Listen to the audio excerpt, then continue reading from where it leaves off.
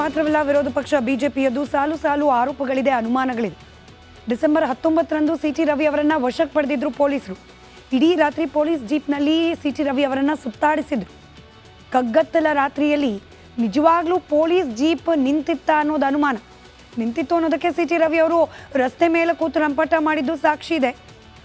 ನಕ್ಸಲ್ ಪೀಡಿತ ಆ ಪ್ರದೇಶದಲ್ಲಿ ಸಿಟಿ ರವಿ ಅವರನ್ನ ಕರ್ಕೊಂಡು ಹೋಗಿ ಎನ್ಕೌಂಟರ್ ಮಾಡುವ ಸ್ಕೆಚ್ ಅನ್ನ ಹಾಕಿದ್ರು ಅನ್ನೋ ಮಟ್ಟಿಗೆ ಆರೋಪ ಮಾಡ್ತಾ ಇದೆ ಬಿಜೆಪಿ ಪಾಳೆಯ. ಫೇಕ್ ಎನ್ಕೌಂಟರ್ ಮಾಡುವ ಹುನ್ನಾರ ಅಂತ ಹೇಳಿ ಕೇಂದ್ರ ಸಚಿವ ಪ್ರಹ್ಲಾದ್ ಜೋಶಿ ಅವರೇನೆ ನೇರವಾಗಿ ಆರೋಪ ಮಾಡಿಬಿಟ್ಟಿದ್ದಾರೆ. ಇಷ್ಟು ಮಾತ್ರ ಅಲ್ಲ, ಕಲ್ಲು ಕ್ರಷರ್ ಹತ್ರ ಕರ್ಕೊಂಡು ಹೋದ್ರು, ಅಲ್ಲೇನು ಕೆಲಸ ಇತ್ತು, ಪೊಲೀಸರು ಯಾಕೆ ಸಿಟಿ ರವಿ ಅವರನ್ನ ಅಲ್ಲಿ ಕರ್ಕೊಂಡು ಹೋದ್ರು, ಯಾವ ಉದ್ದೇಶ ಇತ್ತು ಅಲ್ಲಿ ಕರ್ಕೊಂಡು ಹೋಗೋದ್ರ ಹಿಂದೆ, ಮಧ್ಯರಾತ್ರಿ ಕಾಡಿನ ಪ್ರದೇಶದ ಮಧ್ಯೆ ಸಿಟಿ ರವಿ ಅವರನ್ನ ಕರ್ಕೊಂಡು ಹೋಗಿದ್ದಾರೆ ಯಾಕಾಗಿ, ಮಾಧ್ಯಮಗಳ ಕಣ್ಣು ತಪ್ಪಿಸಿ ಇಡೀ ರಾತ್ರಿ ಸಿಟಿ ರವಿ ಅವರನ್ನ ಸುತ್ತಾಡಿಸಿದ್ರ ಹಿಂದಿನ ಉದ್ದೇಶ ಏನು ಅನ್ನೋದು. ಮಾಧ್ಯಮಗಳು ಇಡೀ ರಾತ್ರಿ ಸಿಟಿ ರವಿ ಅವರನ್ನ ಎಲ್ಲೆಲ್ಲಿ ಕರ್ಕೊಂಡು ಹೋದ್ರು ಪೊಲೀಸರು, ಅಷ್ಟೂ ಜಾಗದಲ್ಲೂ ಕೂಡ ಮಾಧ್ಯಮದ ಕ್ಯಾಮ್ರಾಗಳು ರೆಕಾರ್ಡ್ ಆಗ್ತಾ ಇತ್ತು. ಹೇಗಾದರೂ ಮಾಡಿ ಮಾಧ್ಯಮದ ಕಣ್ ತಪ್ಪಿಸ್ಬೇಕು ಅನ್ನೋ ಇರಾದೆಯಿಂದಲೇ ಪೊಲೀಸರು ಹೀಗೆ ಸುತ್ತಾಡಿಸಿದ್ರಾ?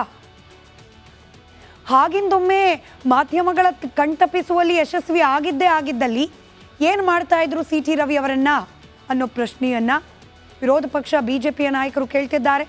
ಅದಕ್ಕೆ ಪ್ರಹ್ಲಾದ್ ಜೋಶಿ ಅವರ ಹೇಳಿಕೆಯನ್ನ ಕೂಡ ಗಮನಿಸಿದ್ರಿ. ಮಾತ್ರವಲ್ಲ ವಿರೋಧ ಪಕ್ಷ ಬಿಜೆಪಿಯದ್ದು ಸಾಲು ಸಾಲು ಆರೋಪಗಳಿದೆ, ಅನುಮಾನಗಳಿದೆ. ಡಿಸೆಂಬರ್ 19ರಂದು ಸಿಟಿ ರವಿ ಅವರನ್ನ ವಶಕ್ಕೆ ಪಡೆದಿದ್ರು ಪೊಲೀಸರು. ಇಡೀ ರಾತ್ರಿ ಪೊಲೀಸ್ ಜೀಪ್ನಲ್ಲಿ ಸಿಟಿ ರವಿ ಅವರನ್ನ ಸುತ್ತಾಡಿಸಿದ್ರು. ಕಗ್ಗತ್ತಲ ರಾತ್ರಿಯಲ್ಲಿ ನಿಜವಾಗ್ಲೂ ಪೊಲೀಸ್ ಜೀಪ್ ನಿಂತಿತ್ತ ಅನ್ನೋದು ಅನುಮಾನ. ನಿಂತಿತ್ತು ಅನ್ನೋದಕ್ಕೆ ಸಿಟಿ ರವಿ ಅವರು ರಸ್ತೆ ಮೇಲೆ ಕೂತು ರಂಪಾಟ ಮಾಡಿದ್ದು ಸಾಕ್ಷಿ ಇದೆ. ನಕ್ಸಲ್ ಪೀಡಿತ ಆ ಪ್ರದೇಶದಲ್ಲಿ ಸಿಟಿ ರವಿ ಅವರನ್ನ ಕರ್ಕೊಂಡು ಹೋಗಿ ಎನ್ಕೌಂಟರ್ ಮಾಡುವ ಸ್ಕೆಚ್ ಅನ್ನ ಹಾಕಿದ್ರು ಅನ್ನೋ ಮಟ್ಟಿಗೆ ಆರೋಪ ಮಾಡ್ತಾ ಇದೆ ಬಿಜೆಪಿ ಪಾಳೆಯ. ಫೇಕ್ ಎನ್ಕೌಂಟರ್ ಮಾಡುವ ಹುನ್ನಾರ ಅಂತ ಹೇಳಿ ಕೇಂದ್ರ ಸಚಿವ ಪ್ರಹ್ಲಾದ್ ಜೋಶಿ ಅವರೇನೆ ನೇರವಾಗಿ ಆರೋಪ ಮಾಡಿಬಿಟ್ಟಿದ್ದಾರೆ. ಇಷ್ಟು ಮಾತ್ರ ಅಲ್ಲ, ಕಲ್ಲು ಕ್ರಷರ್ ಹತ್ರ ಕರ್ಕೊಂಡು ಹೋದ್ರು, ಅಲ್ಲೇನು ಕೆಲಸ ಇತ್ತು, ಪೊಲೀಸರು ಯಾಕೆ ಸಿಟಿ ರವಿ ಅವರನ್ನ ಅಲ್ಲಿ ಕರ್ಕೊಂಡು ಹೋದ್ರು, ಯಾವ ಉದ್ದೇಶ ಇತ್ತು ಅಲ್ಲಿ ಕರ್ಕೊಂಡು ಹೋಗೋದ್ರ ಹಿಂದೆ, ಮಧ್ಯರಾತ್ರಿ ಕಾಡಿನ ಪ್ರದೇಶದ ಮಧ್ಯೆ ಸಿಟಿ ರವಿ ಅವರನ್ನ ಕರ್ಕೊಂಡು ಹೋಗಿದ್ದಾರೆ ಯಾಕಾಗಿ, ಮಾಧ್ಯಮಗಳ ಕಣ್ಣು ತಪ್ಪಿಸಿ ಇಡೀ ರಾತ್ರಿ ಸಿಟಿ ರವಿ ಅವರನ್ನ ಸುತ್ತಾಡಿಸಿದ್ರ ಹಿಂದಿನ ಉದ್ದೇಶ ಏನು ಅನ್ನೋದು.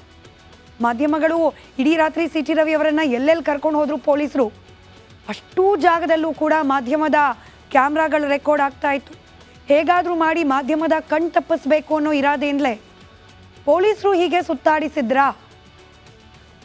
ಹಾಗಿಂದೊಮ್ಮೆ ಮಾಧ್ಯಮಗಳ ಕಣ್ ತಪ್ಪಿಸುವಲ್ಲಿ ಯಶಸ್ವಿ ಆಗಿದ್ದಲ್ಲಿ ಏನು ಮಾಡ್ತಾ ಇದ್ರು ಸಿಟಿ ರವಿ ಅವರನ್ನ ಅನ್ನೋ ಪ್ರಶ್ನೆಯನ್ನ ವಿರೋಧ ಪಕ್ಷ ಬಿಜೆಪಿಯ ನಾಯಕರು ಕೇಳ್ತಿದ್ದಾರೆ. ಅದಕ್ಕೆ ಪ್ರಹ್ಲಾದ್ ಜೋಶಿ ಅವರ ಹೇಳಿಕೆಯನ್ನ ಕೂಡ ಗಮನಿಸಿದ್ರಿ. ಸಿಟಿ ರವಿ ಅವರ ವಿರುದ್ಧ ದಾಖಲಾಗಿರುವ ಪ್ರಕರಣವನ್ನು ಪೊಲೀಸರು ಇನ್ವೆಸ್ಟಿಗೇಟ್ ಮಾಡ್ತಿದ್ದಾರೆ. ಅಂದರೆ ಕಲಾಪದ ಸಂದರ್ಭದಲ್ಲಿ ಸಿಟಿ ರವಿ ಅವರು ಅಶ್ಲೀಲ ಪದವನ್ನು ಬಳಕೆ ಮಾಡಿದ್ರೋ ಇಲ್ವೋ ಅನ್ನೋದರ ತನಿಖೆ. ಲಕ್ಷ್ಮೀ ಹೆಬ್ಬಾಳ್ಕರ್ ಅವರು ಕೊಟ್ಟ ದೂರಿನ ಅನ್ವಯ. ಆದರೆ ಪ್ರತಿಪಕ್ಷ ಬಿಜೆಪಿಗೆ ಪೊಲೀಸರು ನಡೆಸ್ತಿರುವ ತನಿಖೆ ಬಗ್ಗೆ ವಿಶ್ವಾಸ ಇಲ್ಲ. ಪೊಲೀಸರ ವರ್ತನೆ ಬಗ್ಗೆನೇ ಬಿಜೆಪಿಗೆ ಅನುಮಾನ ಇದೆ. ಹೀಗಾಗಿ ಪ್ರಕರಣದ ವಿಚಾರಣೆ ನ್ಯಾಯಾಂಗ ತನಿಖೆಗೆ ವಹಿಸಬೇಕು ಅಂತ ಹೇಳಿ ಪಟ್ಟು ಹಿಡಿದಿದೆ ಬಿಜೆಪಿ. ಆ ಕುರಿತಾದ ಒಂದು ರಿಪೋರ್ಟ್ ನಿಮ್ಮ ಮುಂದೆ. ಬೆಳಗಾವಿ ಕಮಿಷನರ್, ಪೊಲೀಸ್ ಕಮಿಷನರ್, ಸರ್ಕಾರಗಳು ಬದಲಾಗ್ತವೆ, ಎಚ್ಚರಿಕೆಯಿಂದ ಇರಬೇಕು. ಅಲ್ಲಿ ವಿಡಿಯೋ, ಆಡಿಯೋ, ಅವಾಚ್ಯ ಶಬ್ದ ಬಳಸಿದ್ರು ಅಂತಕ್ಕಂಥದ್ದು. ಬೆಳಗಾವಿ ಪೊಲೀಸ್ ಕಮಿಷನರ್ ಮೇಲೆ ಸಿಟ್ಟು, ನ್ಯಾಯಾಂಗ ತನಿಖೆ ನಡೆಸುವಂತೆ ಬಿಜೆಪಿ ಪಟ್ಟು. ಬಿಜೆಪಿ ಎಂಎಲ್ಸಿ ಸಿಟಿ ರವಿಯನ್ನ ಪೊಲೀಸರು ನಡೆಸಿಕೊಂಡಿರೋ ವೈಖರಿ ಕೇಸರಿ ಪಡೆ ಕಣ್ಣು ಕೆಂಪಾಗಿಸಿದೆ. ಒಬ್ಬ ಜನಪ್ರತಿನಿಧಿಯನ್ನ ಗೂಂಡಾ ರೀತಿ ಎತ್ತಾಕೊಂಡು ಹೋಗಿದ್ದಾರೆ. ಕಾಕಿಗಳ ವಿರುದ್ಧ ಬಿಜೆಪಿಗರು ಮುಗಿಬಿದ್ದಿದ್ದು ನ್ಯಾಯಾಂಗ ತನಿಖೆ ನಡೆಸುವಂತೆ ಪಟ್ಟು ಹಿಡಿದು ಕುಳಿತಿದ್ದಾರೆ. ಇನ್ನು ಬೆಳಗಾವಿ ನಗರ ಪೊಲೀಸ್ ಆಯುಕ್ತ ಗೆಡಾ ಮಾರ್ಟಿನ್ ವಿರುದ್ಧ ಕೇಂದ್ರ ಸಚಿವ ಪ್ರಹ್ಲಾದ್ ಜೋಶಿ ಬೆಂಕಿ ಉಗುಳಿದ್ದಾರೆ. ಸರ್ಕಾರಗಳು ಬದಲಾಗುತ್ತೆ, ಹುಷಾರ್ ಅಂತ ಎಚ್ಚರಿಕೆ ಕೊಟ್ಟಿದ್ದಾರೆ. ಕಂಪ್ಲೇಂಟ್ ಕೊಟ್ಟವ್ರು ಯಾರು? ಆ ಮಂತ್ರಿಗಳ ಆಪ್ತ ಸಹಾಯಕ ಅವ ಇದನ್ನ ಒಳಗಲ್ಲೇ ಆಪ್ತ ಸಹಾಯಕ.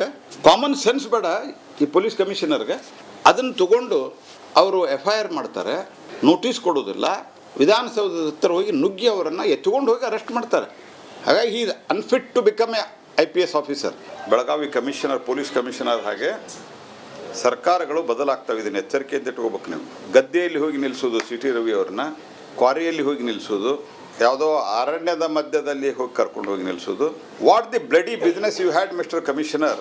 ಇನ್ನು CT ರವಿ ಅವಾಚ್ಯ ಶಬ್ದ ಬಳಸಿರೋದಕ್ಕೆ ವಿಡಿಯೋ ಆಡಿಯೋ ಕ್ಲಿಪ್ಪಿಂಗ್ ಇದೆ. ಅವಾಚ್ಯ ಶಬ್ದ ಬಳಕೆ ಮಾಡಿರೋದು ಸತ್ಯ. ಇದರಲ್ಲಿ ನ್ಯಾಯಾಂಗ ತನಿಖೆ ಅಗತ್ಯವೇನಿದೆ ಎಂದು CM ಸಿದ್ದರಾಮಯ್ಯ ಪ್ರಶ್ನೆ ಮಾಡಿದರು. ಜುಡಿಷಿಯಲ್ ಎಂಕ್ವೈರಿ ಈಗ ಇನ್ವೆಸ್ಟಿಗೇಷನ್ ಮಾಡ್ತಾ ಇದ್ದೀವಿ. ಕ್ರಿಮಿನಲ್ ಅಫೇರ್ ಅವರು ಜುಡಿಷಿಯಲ್ ಎಂಕ್ವೈರಿ ಮಾಡಬೇಕು ಅಂತ ಯಾಕೆ ಕೇಳ್ತಾ ಇದ್ದಾರೆ? ಅಲ್ಲಿ ವಿಡಿಯೋ ಆಡಿಯೋ ಕ್ಲಿಪ್ಪಿಂಗ್ಸ್ ಎಲ್ಲ ಅವರು ಅವಾಚ್ಯ ಶಬ್ದ ಬಳಸಿದ್ರು ಅಂತಕ್ಕಂಥದ್ದು ಇದೆ. ಆಮೇಲೆ ಇವರು ಮಾತಾಡಿರೋದು ಸತ್ಯ. It amounts to criminal offence ಅಲ್ಲ. ಈಗ ಅವರು ಒಬ್ಬ senior general secretary BJP central party BJP ಆಗಿ ಈ ಥರ ಪದ ಬಳಕೆ ಮಾಡೋದು ಇದೆಯಲ್ಲ, ಇದು ಅತ್ಯಂತ ಖಂಡನೀಯವಾಗಿದೆ. ಒಟ್ನಲ್ಲಿ CT ರವಿ ಅರೆಸ್ಟ್ ವಿಚಾರದಲ್ಲಿ ಪೊಲೀಸರದ್ದೇ ತಪ್ಪು ಎನ್ನುವ ದಾಟಿಯಲ್ಲಿ ಬಿಜೆಪಿ ನಾಯಕರು ದೂಷಿಸುತ್ತಿದ್ದಾರೆ. ಇದನ್ನ ಸರ್ಕಾರ ಹೇಗೆ ನಿಭಾಯಿಸುತ್ತೋ ಕಾದು ನೋಡಬೇಕಿದೆ. Bureau report, Republic Kannada. ಅಲ್ಲಿಂದ ಕಿತ್ತೂರು, ಅಲ್ಲಿ ಪ್ರಥಮ ಚಿಕಿತ್ಸೆ, ನಂತರದಲ್ಲಿ ಬೈಲಹೊಂಗಲ ವ್ಯಾಪ್ತಿಯ ದೊಡ್ಡವಾಡ, ಅಲ್ಲಿಂದ ಬೆಳವಾಡಿ, ಹೀಗೆ CT ರವಿಯವರನ್ನ ಒಂದು ಊರಿನಿಂದ ಮತ್ತೊಂದೂರಿಗೆ ಕರ್ಕೊಂಡು ಹೋಗಲಾಗಿದೆ. ಸವದತ್ತಿಗೆ ಹೋಗಿ ಅಲ್ಲಿಂದ ಬಾಗಲಕೋಟೆ ಜಿಲ್ಲೆಯ ಲೋಕಾಪುರಕ್ಕೆ ಕರ್ಕೊಂಡು ಹೋಗಲಾಗುತ್ತೆ.